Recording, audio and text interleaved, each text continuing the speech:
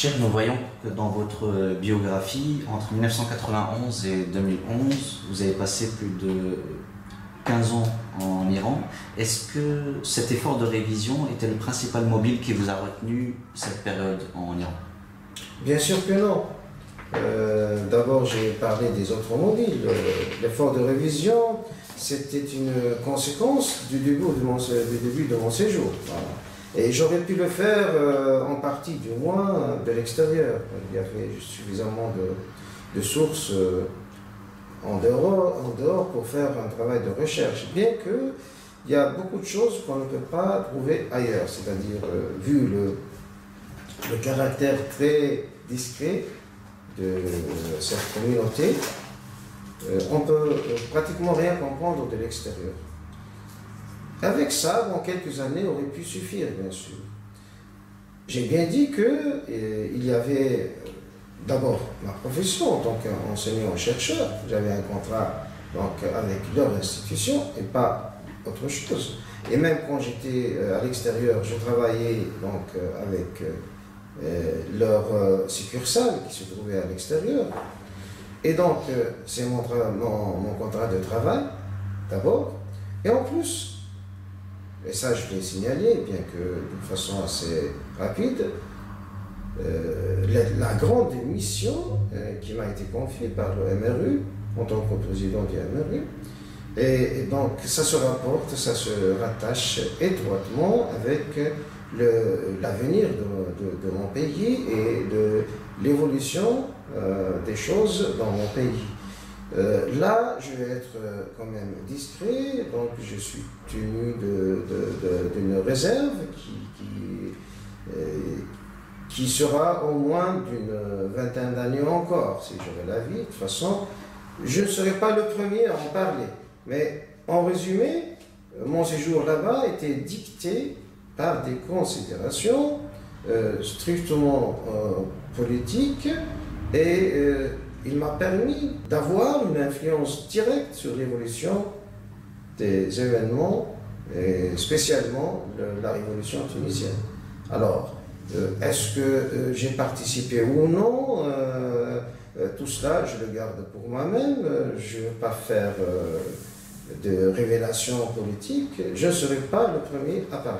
Ça, c'est pour tout dire. Et donc, pour cette vingtaine d'années qui était donc très chargée, peut-être qu'il y aura d'autres occasions pour parler d'autres aspects plus intéressants que l'aspect politique. Parce que pour moi, le plus intéressant, ce n'est pas la dimension politique, mais les occasions qui ont été offertes pour moi pour présenter à la communauté musulmane, toutes composantes comprises, une issue de secours. Et quand je parle d'une issue de secours, je l'ai déjà fait en 2001, j'ai parlé de ça en Syrie, j'ai prévu ce qui se passe maintenant, j'ai dit que c'est inéluctable, j'ai dit ça aussi en Tunisie. Après mon retour en 2011, je voyais que les choses vont toujours aller dans le mauvais sens, puisque on a commencé à importer les problèmes d'Orient. Et malheureusement, alors depuis une année que je suis ici en France, si vous revenez à mes brèches, elles sont toutes enregistrées, je prévoyais ce qui se passe maintenant, ce qui est dramatique, et si on n'arrête pas d'importer un islam médiéval de l'Orient, hein, ça sera donc à l'aboutissement normal, c'est-à-dire on aura ici quelque chose à la française, proche de ce qui se passe en Orient. Et ça, c'est malheureux, mais je le dis en toute clarté. Donc, le principal acquis de tout mon séjour là, que ce soit iranien ou syrien ou turc ou français, parce que je suis passé par tous ces pays-là, au bout de 20 ans, ce sont de 20 ans d'exil en fait. Le principal acquis, c'est la confirmation de notre devise de départ, notre devise essentielle dans le MRU, c'est-à-dire ce qu'on disait en arabe, je disais sur la page web, je pense jusqu'à maintenant, la réinterprétation est la seule voie de l'unification. Donc, c'est notre devise de départ et ça s'est confirmé après cette longue expérience de 20 ans. Il n'y a pas d'autre solution. Si chacun garde jalousement son héritage, alors on ne va pas avancer. Et ce qu'il y aura réellement, c'est un essai de récupération d'un côté ou de l'autre. Ce qui s'est passé jusqu'à maintenant au niveau de toutes ces institutions qui s'appellent Dar al-Taqrib Bayn al-Madhab ou autre chose comme ça, c'est-à-dire la maison de rapprochement entre les madhab et tout ça, c'est du tape à l'œil, ça n'a jamais été sérieux. Et d'ailleurs, on m'a proposé de devenir membre de cette fameuse Dar al-Taqrib Bayn al-Madhab là. Depuis les premières semaines que j'ai mis les pieds en Iran, j'ai refusé catégoriquement et je leur ai dit alors, c'est-à-dire vous riez sur nos montants, comme on dit en arabe. C'est-à-dire, vous savez bien que vous ne voulez pas un rapprochement, mais vous voulez surtout une récupération parce que vous considérez que tous les autres musulmans sont des égarés et vous voulez bien les récupérer. Alors que ce n'est pas quelque chose de sérieux. Et donc, il faut voir le problème en face, c'est que toutes les écoles juridiques, et derrière eux, toute leur communauté, ont hérité d'un héritage qui est avant tout politique. Cet héritage politique a conditionné les sources depuis le départ. Puisque le Coran ne pouvait pas être falsifié, alors leurs mains ne pourraient pas toucher plus que les hadiths. Et là, on a eu une différence très sensible entre l'héritage des hadiths, des sunnites et des chiites, et même entre les chiites, entre eux, entre ismaélites et imamites, il y a une différence. Pourquoi? Parce qu'effectivement, ils ont essayé de reproduire à la carte, selon leurs besoins respectifs, leur propre image qu'ils se faisaient de la biographie du prophète et de ses directives et de son patrimoine. Donc ce n'est pas forcément le patrimoine du prophète sallallahu alayhi wa sallam qui nous est parvenu par toute cette compilation ou ces compilations, mais ce sont les idées que se sont faites les différentes dynasties au pouvoir et les gens qui étaient influencés par eux. Bien sûr, on trouve quelques scientifiques tels que Bukhari et Muslim qui ont essayé de nettoyer tout cet héritage. Ils ont fait beaucoup de travail et même l'imam Nawawi, il s'est rendu compte que le travail qu'a fait Bukhari et Muslim était un bon travail, mais il était insuffisant. Il a bien précisé ça au début de son célèbre livre At-Taqrib.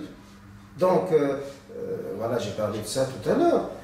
Donc, c'est le principal acquis qu'on a pu avoir par la suite, c'est-à-dire la confirmation de notre choix et avec des outils scientifiques qui permettaient qu'on avance.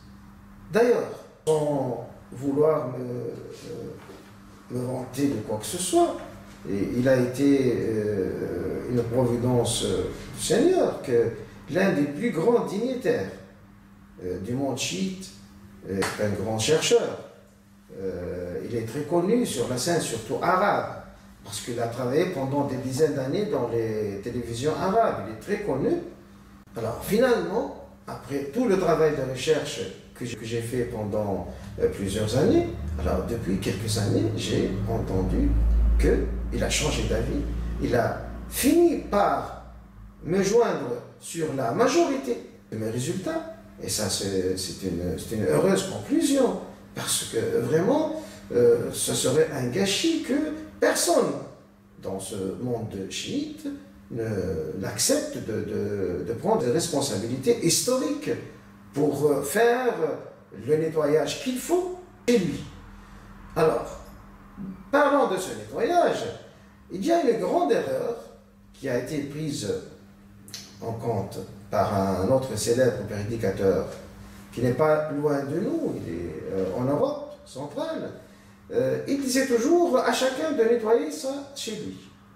Et donc moi je m'occupe de mon sunnisme et c'est aux chiites de s'occuper de leur chiisme, de les nettoyer. Et avec ça, il a commencé depuis quelques années à faire un travail de révision Concernant l'héritage du hadith, alors, sans parler de l'efficacité de ce travail du point de vue scientifique, ce n'est pas notre propos maintenant, cette démarche s'est avérée dangereuse. Pourquoi?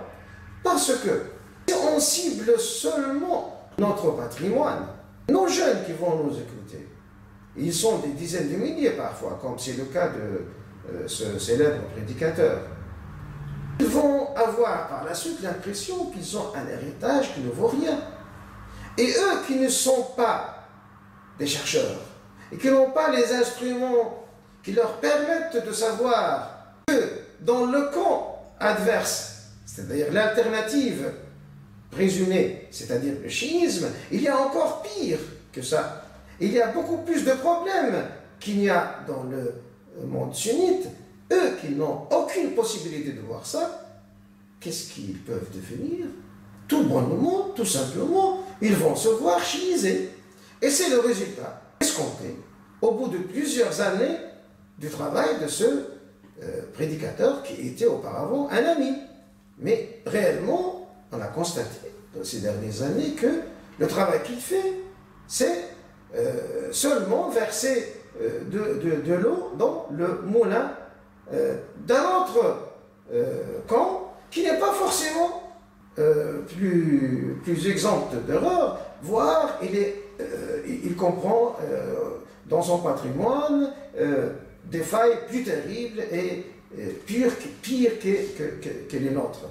Alors, moi qui ai fait toute cette étude analytique de l'intérieur, je suis heureusement, et c'est une réelle réussite, c'est un réel don de Dieu que je puisse le faire, et j'ai commencé à le faire derrière moi, c'est-à-dire tout en proposant le travail de révision radicale, scientifique, avec une méthode académique, dans le cadre des séminaires de hadith, qu'on a commencé à les faire depuis 4 mois, tout en faisant ça, je n'oublie jamais équilibrer l'œuvre. C'est-à-dire quoi? C'est-à-dire démontrer que dans le camp présumé alternatif, c'est encore pire. Pour que nos jeunes qui nous écoutent ne soient pas induits dans cette erreur classique qui est de dire, alors notre sunnisme a des problèmes, alors il faut se chiiser. Non, là c'est encore pire. Et bien sûr, cette démarche que j'ai commencée il y a quelques mois a irrité tous ceux qui voulaient que mon travail soit comme notre cher prédicateur de l'Europe centrale, c'est-à-dire saper seulement les bases du sunnisme pour laisser le champ par la suite aux prédicateurs chiites pour faire la récolte. Alors moi, je ne fais pas ça. Je fais de la révision scientifique universelle. Et lorsque je critique certaines sources et je critique la compilation qui s'est faite de façon analytique, je la critique dans tous les espaces sociopolitiques. Alors, que ce soit ce qui est fait sous la bannière du sunnisme, ou ce qui est fait sous la bannière de l'ismaélisme, ou ce qui est fait sous la bannière de l'imamisme. La science est objective. Sinon, ce n'est pas une science. Si je ne fais pas ça, ce ne serait pas une démarche scientifique. Alors, à nos détracteurs chiites, je conseille de se calmer parce que il vaut mieux, au lieu de contre-attaquer comme ça, avec des outils très bas, il vaut mieux qu'ils commencent à écouter les raisonnables de leur camp qui ont commencé à parler comme moi, heureusement, depuis quelques années. Et donc, il faut qu'ils s'occupent un peu de leur patrimoine qu'ils cachent et contribuer à le grand nettoyage parce qu'on doit continuer, que l'on le veuille ou non, dans cette voie. Sinon, ce que vous voyez là en Orient va perdurer. Et les musulmans ne seront jamais une seule communauté, et ils seront plusieurs communautés qui s'entretuent, et là c'est condamné par le Coran. Donc c'est le Coran qui dit textuellement, celui qui disperse leur religion, et soit donc des sectes séparées, tu n'en es de en rien. Donc, s'adressant à son prophète, sallallahu alayhi wa sallam, Dieu dit ça. Donc, l'état actuel de la grande fitna, ce n'est pas un état légal, et tous ceux qui y participent, ils sont responsables. Alors, il y a toujours des agresseurs et des agressés, bien sûr, mais tout le monde est responsable tant qu'ils n'ont pas accepté à faire la révision.